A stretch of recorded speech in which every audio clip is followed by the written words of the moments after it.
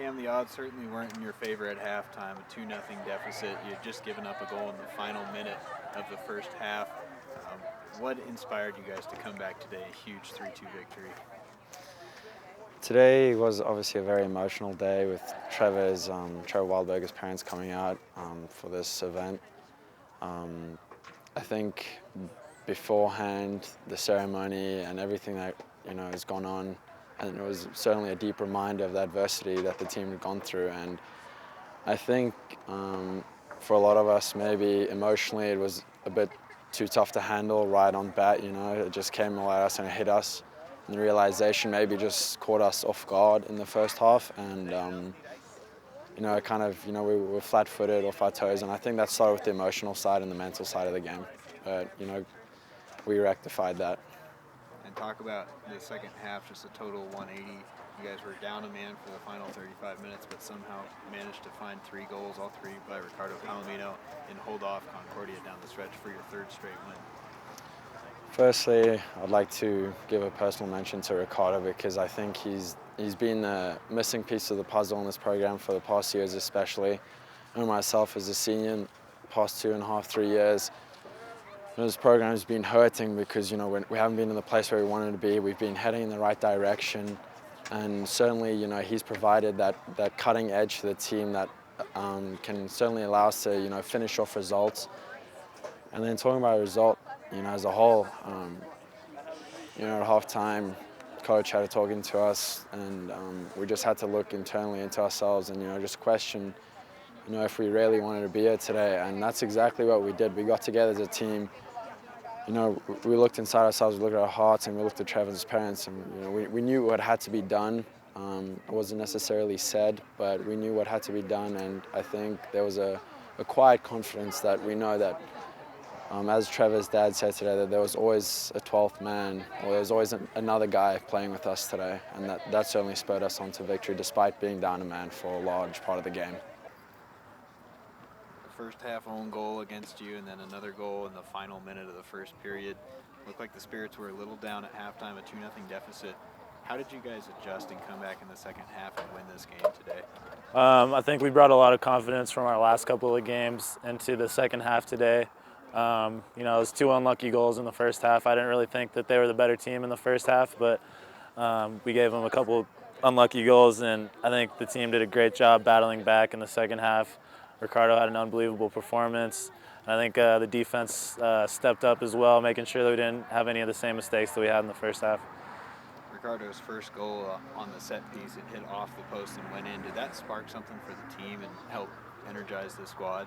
Yeah, always getting that first goal is the toughest, and after that, you know that you can do it again. You can replicate what you've done already. I think definitely that first goal just sparked a little flame under us and definitely got us to get those other next 2. And now this is your 3rd victory in a row. Things are really clicking right now for you. Entered the day 2nd place in the GNAC standings. Leader Seattle Pacific yet to play today. But what's the overall mindset of the team now that you're on this roll and you are that high in the GNAC standings? Obviously, we have a lot of respect for all of the teams in the GNAC. There's never an easy game. But after the past few games, after the whole season really, we have the confidence that we need to go into any game knowing that we can get a result. I think that game against NNU, top 25 opponent, beating them was huge for us. Really, there's nobody that we need to be afraid of.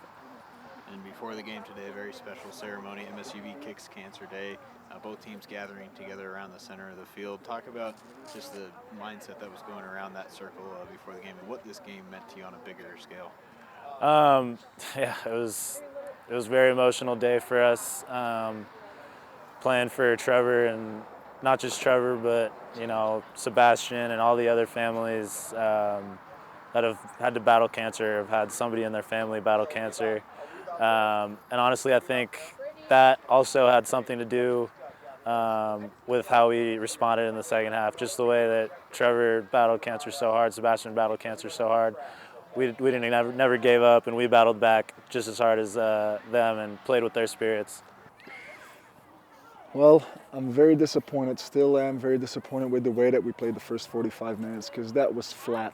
And we have had a couple of bad performances in the first half. silly own goal, not concentrating on the second goal. We knew they were going to be very strong on set pieces. And then at halftime, we had a little chat with the team, crossed the T's, put the dots on the I's, reminded them of the priorities, and our team in the second half came out absolutely flying. And I think, without wanting to exaggerate, that this game as a whole is the best game of soccer that I've been involved with as a player and as a coach. I think that Ricardo Palomino put together an absolutely unbelievable performance, but it's not just him. I think from the front to the back, that was MSUB men's soccer. We defended like men, we challenged, we fought for every inch of ground, and we had so much quality on the ball going forward. We had movement off the ball, quality passing, finding the free man, all the things that we looked for in the first half, but that we didn't have, and all of that came together in the second half. We played about 30-35 minutes with a man down, but that didn't matter. It looked like we had still 11 or 12 players on the field, and I think that Concordia didn't have too many big chances in the second half. Of course, at times things opened up a little bit, but what a half from our guys. And after that performance, there's only one thing I can say, and that is that I'm unbelievably proud to be coaching them, unbelievably proud to be a Yellow Jacket, and unbelievably proud of the soccer that they put together in the second half. Do talk for a moment about Ricardo's performance, because he entered the day second in the nation in scoring, scored 3 goals, so he is among the nation's leaders now, and all 3 were top-class goals. The first one off the post, the second one into the side netting, and the third one an absolute strike from inside the box. Just talk about his performance. Well, just like with the rest of the team, I was very disappointed with the way he came out. We talked about that at halftime, and I probably struck a chord inside him, because he came out flying, like I said. There was so much quality from him in the second half.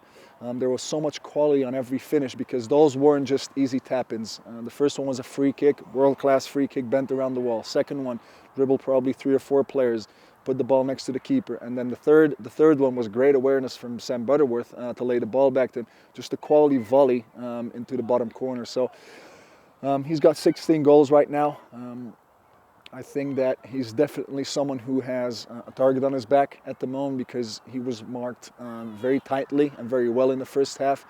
But I think that when he does what he did in the second half, I think in the GNAC anyone can put whoever they want up against him.